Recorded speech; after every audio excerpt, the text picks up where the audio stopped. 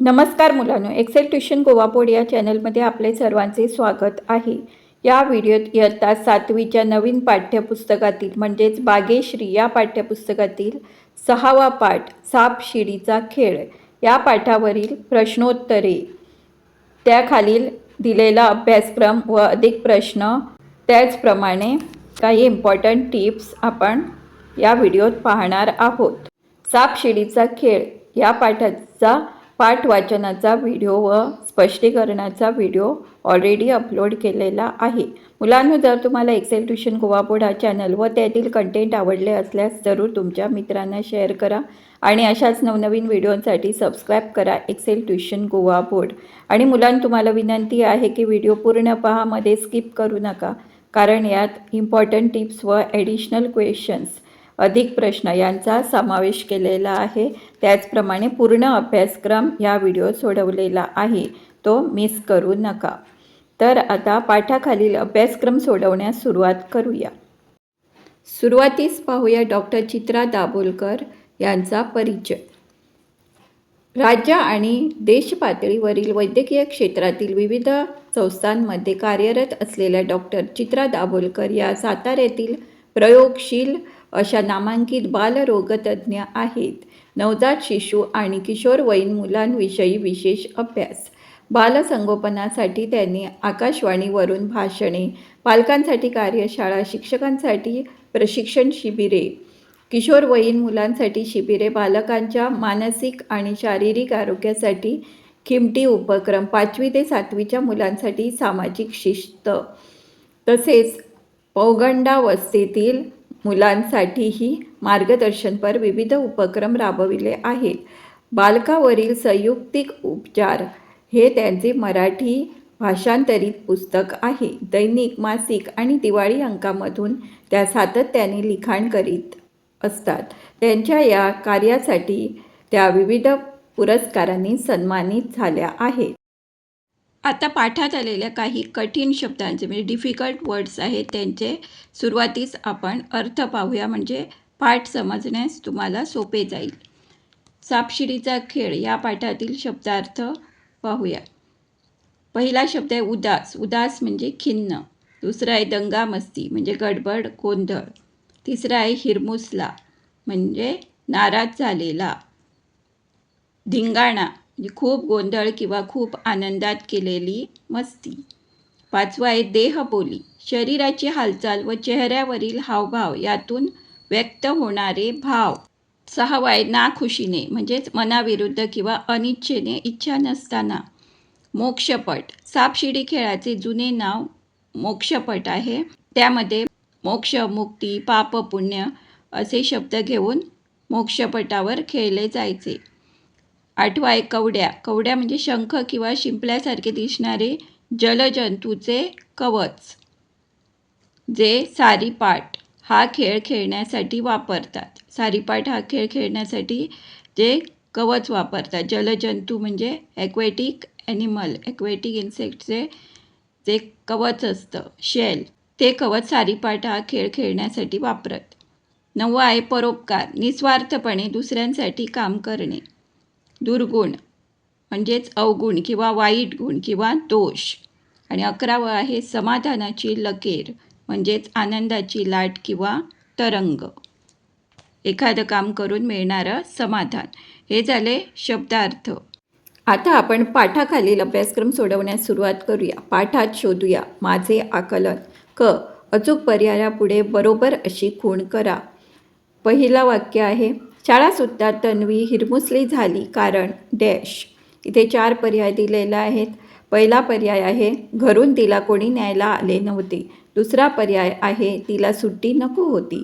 तिसरा पर्याय आहे बाई रागावल्या होत्या। आणि चौथा पर्याय आहे तिची मैत्रीण तिच्याशी भांडली होती। आणि यातील योग्य पर्याय आहे पहिला पर्याय, घरून तिला कोणी न्यायला आले नव्हते। शाळा सुटताच तन्वी हिरमुसली झाली कारण घरून तिला कोणी न्यायला आले नव्हते। आता पाहूया दुसरं वाक्य, कियांश चलबिचल झाला कारण। इथे 4 पर्याय दिलेले आहेत।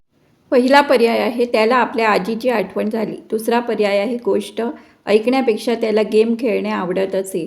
तिसरा पर्याय आहे राजवीरने त्याला हवी असलेली वस्तू दिली नव्हती. आणि चौथा पर्याय आहे त्याला भूक लागली होती. आणि यातील अचूक पर्याय आहे पर्याय दुसरा, गोष्ट ऐकण्यापेक्षा त्याला गेम खेळणे आवडत असेल. कियांश चलबिचल झाला कारण गोष्ट ऐकण्यापेक्षा त्याला गेम खेळणे आवडत असे. ख. तुम्ही हीच उत्तरे का निवडलीत याची तुमच्या गटात चर्चा करा. विचार करूया. ग. पाठ वाचून पुढील प्रश्नांची उत्तरे लिहा. प्रश्न पहिला. तन्वीला सुट्टी का आवडत नव्हती? या प्रश्नाचे उत्तर आहे उत्तर. सुट्टीत आई बाबा कामाला जायचे व तन्वीला एकटीला शेजारच्या काका काकूंच्या घरी राहावे लागायचे. तिच्यासोबत खेळायलाही कोणी नव्हते, त्यामुळे तन्वीला सुट्टी आवडत नव्हती. राजवीरच्या आजीने मुलांचे मन खेळाकडे कसे वळवले?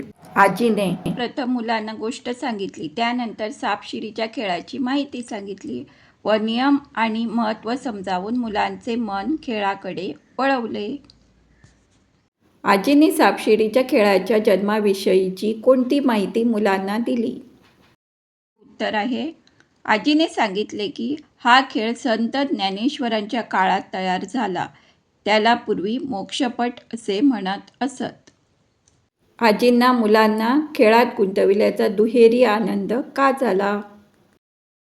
आजीला दुहेरी आनंद झाला कारण मुलांनी मोबाईल सोडून एकत्र खेळायला सुरुवात केली होती व खेळातून मुलांना चांगले संस्कारही मिळाले होते किंवा आजीला त्यांच्यावर चांगले संस्कार करण्याचे समाधान मिळाले होते. पुढील उपक्रम आहे जोड्या जुळवूया. घ. पाठातील काही वाक्ये खाली क गटात दिली आहेत. त्यांचे अर्थ वा जुळणारे भाव ख गटात आहेत. त्यांच्या योग्य जोड्या जुळवा. क गटात आहे मोक्षपट, सोंगटी शिडीवरून सरळ वर जाते. पटावरील फासे, सोंगटी सापाच्या तोंडातून खाली येते. व ख गटात आहे स्वार्थ, हेवा असे वाईट गुण, 6 ठिपके, सापशिडीच्या खेळाचे पूर्वरूप, प्रेमळपणा, मदत करणे असे चांगले गुण. आता आम्हाला या दोन्ही गटातील वाक्ये व त्यांचा अर्थ यांचे जोड्या जुळवायच्या आहेत. मोक्षपट म्हणजे सापशिडीच्या खेळाचे पूर्वरूप. सोंगटी शिडीवरून सरळ वर जाते म्हणजेच प्रेमळपणा, मदत करणे असे चांगले गुण. पटावरील फासे म्हणजे 6 टिपके, डायस. सोंगटी सापाच्या तोंडातून खाली येते. याचा भावार्थ आहे स्वार्थ, हेवा असे वाईट गुण जे आपल्याला अधोगतीकडे नेतात. आता सोडवूया काही अधिक प्रश्न ज्यात मी MCQ म्हणजेच गाळलेले शब्द लिहा हे प्रश्न सोडवले आहेत. ते परीक्षेच्या दृष्टीने इम्पॉर्टंट आहे. ते MCQ मध्ये येऊ शकतात. अधिक प्रश्न किंवा MCQ गाळलेले शब्द लिहा. पहिला आहे तन्वीचा चेहरा मात्र डॅश झाला होता. तन्वीचा चेहरा मात्र हिरमुसला झाला होता. दुसरं वाक्य आहे डॅश आजीला खूप वाईट वाटले. कोणाच्या आजीला? राजवीरच्या आजीला खूप वाईट वाटले. आजींना तन्वीच्या डॅश होण्याचे कारण समजले. आजींना तन्वीच्या नाराज होण्याचे कारण समजले. चौथा आहे नंतर डॅशवर त्यांच्या आईबाबांचे संपर्क क्रमांक शोधून काढले. नंतर व्हॉट्सॲपवर त्यांच्या आईवडिलांचे संपर्क क्रमांक शोधून काढले. पाचवा आहे आजीने मुले येण्यापूर्वीच डॅश 2 पट मांडले होते. आजींनी मुले येण्यापूर्वीच सापशिडीचे 2 पट मांडले होते. सहावा आहे फक्त डॅश थोडासा वैतागल्यासारखा वाटला. फक्त कियांश थोडासा वैतागल्यासारखा वाटला. सातवा आहे ज्या मुलाला डाव मिळतो तो प्रथम आपला डॅश टाकतो. ज्या मुलाला डाव मिळतो तो प्रथम आपला फासा टाकतो. आठवा आहे आजीने डॅश वड्या आणून सर्वांच्या हातावर एक एक वडी ठेवली. आजीने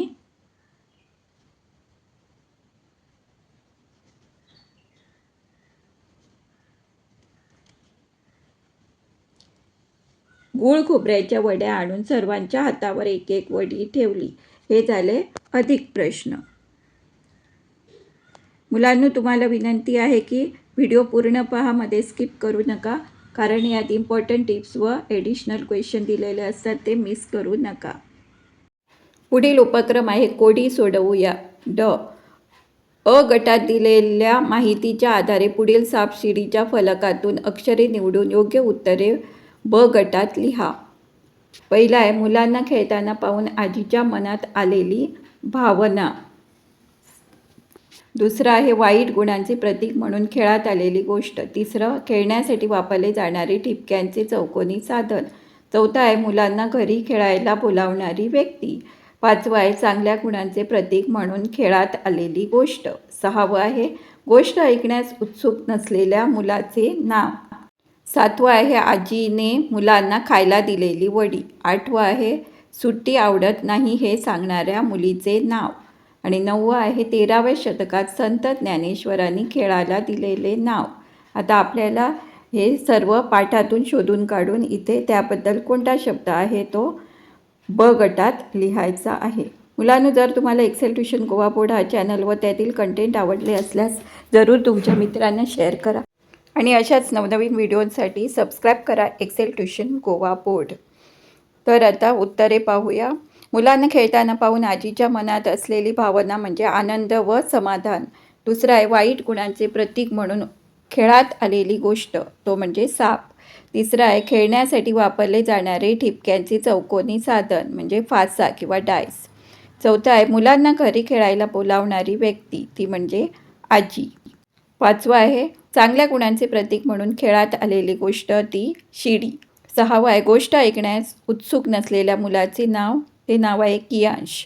आणि सातवं आहे आजीने मुलांना खायला दिलेली वडी, ती म्हणजे गूळ खोबऱ्याची वडी. आठवं आहे सुट्टी आवडत नाही हे सांगणाऱ्या मुलीचे नाव. सुट्टी आवडत नसलेल्या मुलीचे नाव आहे तन्वी. 9वं आहे 13व्या शतकात संत ज्ञानेश्वरांनी खेळाला दिलेले नाव. संत ज्ञानेश्वरांनी 13व्या शतकात सापशिडीच्या खेळाला दिलेले नाव म्हणजे मोक्षपट. अभ्यासक्रमात पुढे दिले आहे ते म्हणजे पाठाच्या पलीकडे. इथे सापशिडीचा फलक दिला आहे व त्यावर काही अक्षरे दिली आहेत.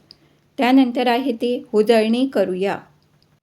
या अभ्यासक्रमात आपल्याला मराठी व्याकरण सोडवायचे आहे. मराठी व्याकरणाची उजळणी करायची आहे. विकारी शब्द. च. खालील तक्त्यात नामे, सर्वनामे, विशेषणे आणि क्रियापदे लपली आहेत. तक्त्यातील योग्य अक्षरी जुळवून तयार होणारी शब्द पुढील रकान्यात भरा.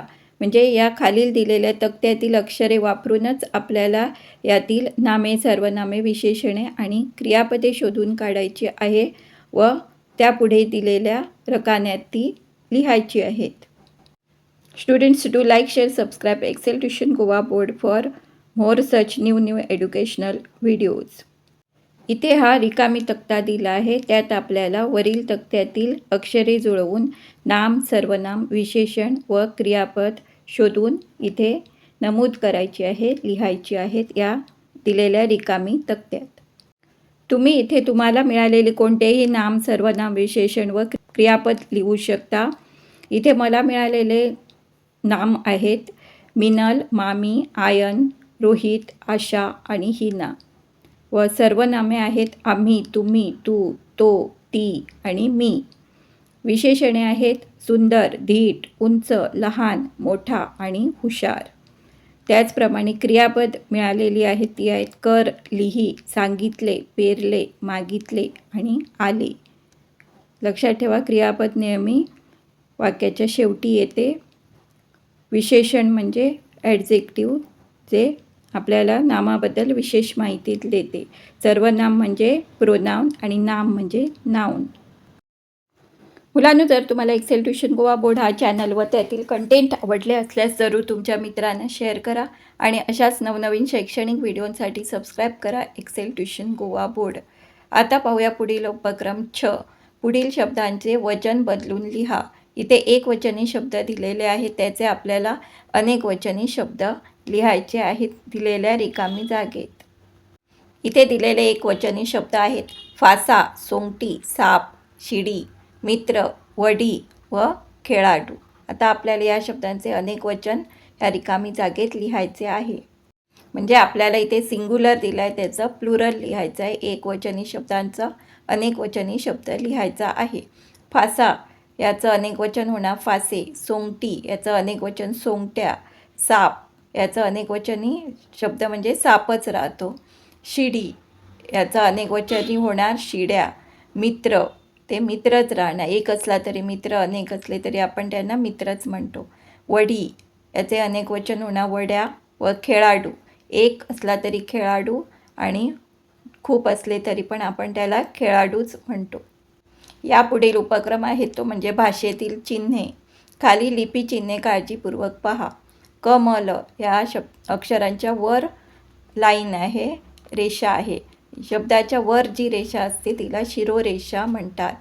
क म ल याच्या खाली अंडरलाईन केलेली आहे. शब्दाच्या खाली जी रेषा दिली जाते तिला मराठीमधून अधोरेखा म्हणतात. कंदील अक्षराच्या वर दिलेला बिंदू म्हणजे पॉईंट, टिंब असतो, त्या अनुस्वाराला शीर्षबिंदू असे म्हणतात. व कॅरम या शब्दामध्ये चंद्र आकार दिलेला आहे कच्या वर. या शब्दात क वरचे चिन्ह आहे त्याला अर्धचंद्र म्हणतात. पुढील रकान्यात शिरोरेखा, अधोरेखा, शीर्षबिंदू आणि अर्धचंद्र ही चिन्हे असलेले शब्द आहेत. खाली दिलेल्या आकृतीत ती चिन्हे दाखविणारा प्रत्येकी एक शब्द भरा. इथे या तक्त्यात आपल्याला शिरोरेखा, अधोरेखा, शीर्षबिंदू, अर्धचंद्र याबद्दल 3 उदाहरणे दिलेली आहेत. आपल्याला त्यातील एक खाली आकृतीत लिहायचे आहे. शिरोरेखा म्हणजे विमल, कराटे, खो खो. इथे अक्षराच्या वर लाईन दिली आहे ती म्हणजे शिरोरेखा. अधोरेखा म्हणजे अंडरलाईन. शाळा, जीवन, छत्री.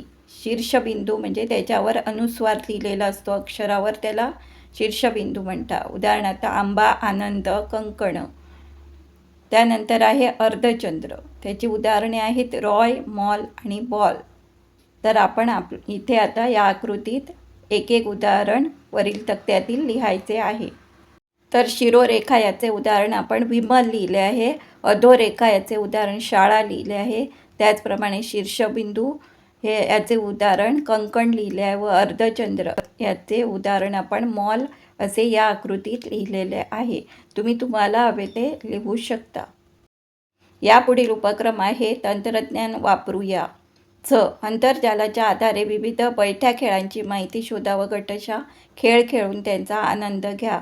लक्षात घेऊया. हळूहळू, मुळू, खुदू या शब्दातील दुसरा स्वर व चौथा स्वर दीर्घ लिहावा लागतो.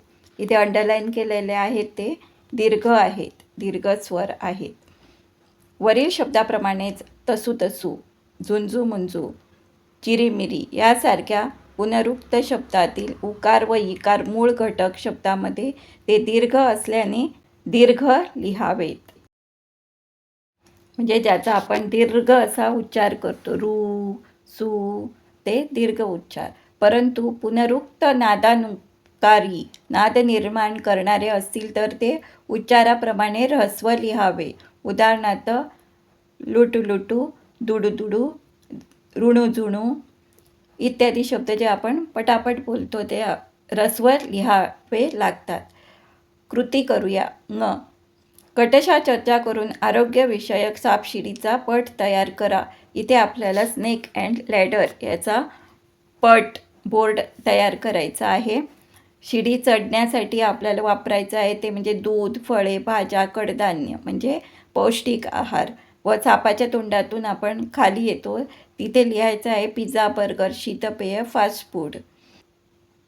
आपल्या पारंपरिक खेळांची माहिती मिळवून त्यांचे भित्तीपत्रक तयार करा. आपले पारंपरिक खेळ म्हणजे लगोरी, लंगडी, खो खो यांची माहिती मिळवून त्यांचा आपल्याला वॉलपेपर तयार करायचा आहे. आता जाऊया पुढील अभ्यासक्रमाकडे. कल्पना आणि निष्कर्ष. पुढील विषयावर गटात चर्चा करा आणि निष्कर्ष मांडा. इथे आपल्याला गटात म्हणजे ग्रुपमध्ये डिस्कशन करायचं आहे व तुमचं कन्क्लुजन काय आहे ते तुम्हाला लिहायचं आहे. पहिला आहे संस्कार विषयक सापशिडीचा खेळ तयार करताना तुम्ही शिडी चढण्यासाठी सापाच्या तोंडातून खाली येण्यासाठी अवगुण. कोणकोणते शब्द चौकोनात भराल? इथे तुम्ही कोणकोणते अवगुण व सद्गुण चौकटीत भरणार आहात ते इथे लिहायचे आहेत. प्रश्न दुसरा, तुम्ही बुद्धिबळाच्या पटावरील मोहरे आहात असे समजून वर्गात हा खेळ बुद्धिबळ प्रत्यक्ष खेळा. बुद्धिबळ म्हणजे चेस हा खेळातील उंट, वजीर, किंग हे सगळं आपल्याला इथे प्यादी वगैरे बनायचं आहे व बुद्धिबळाच्या पटावरील मोहरे होऊन हा खेळ वर्गात खेळायचा आहे. शेवटचा उपक्रम आहे तो म्हणजे शब्द भांडार. खाली कंसात दिलेल्या शब्दामधून संस्कार या शब्दासाठी असलेले पर्यायवाची शब्द शोधून ते पुढील चौकोनात लिहा. इथे आपल्याला वेगवेगळे शब्द लिहिले आहेत. त्यातील संस्कार या शब्दात समानार्थी म्हणजे पर्यायवाची शब्द शोधून ते खालील चौकटीत लिहायचे आहेत. शब्द असे आहेत: अहंकार, शिष्टाचार, स्वाभिमान, रिवाज, निर्विकार, प्रौढी, सभ्यता, अभिमान, वळण, चांगले आचरण व मूल्यात्मक वागणूक. आता यातील आपल्याला संस्कार या शब्दात समानार्थी शब्द शोधून ते खालील चौकटीत लिहायचे आहेत. मुलांनो, जर तुम्हाला एक्सेल ट्युशन गोवा बोर्ड हा चॅनल व त्यातील कंटेंट आवडले असल्यास जरूर तुमच्या मित्रांना शेअर करा आणि अशाच नवनवीन शैक्षणिक व्हिडिओंसाठी सबस्क्राईब करा एक्सेल ट्युशन गोवा बोर्ड. आणि मुलांनो, तुम्हाला विनंती आहे की व्हिडिओ पूर्ण पहा, मध्ये स्किप करू नका, कारण यात इम्पॉर्टंट टिप्स व ॲडिशनल क्वेश्चन म्हणजेच अधिक प्रश्न दिलेले आहेत त्यांचा समावेश केलेला आहे, ते चुकवू नका. तर आता या प्रश्नाचे उत्तर पाहूया.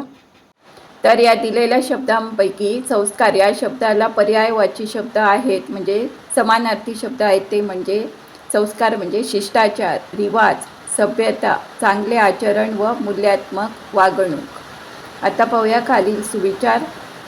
संस्कार ही जीवन प्रवासासाठी शिदोरी. संस्कार ही जीवन प्रवासासाठी शिदोरी. व्हिडिओ पूर्ण पाहिल्याबद्दल धन्यवाद. Thanks for watching full video. अशाच नवनवीन व्हिडिओंसाठी लाईक, शेअर आणि सबस्क्राईब करा. तसेच कमेंट बॉक्समध्ये लिहून पाठवा की तुम्हाला हा व्हिडिओ कसा वाटला. धन्यवाद.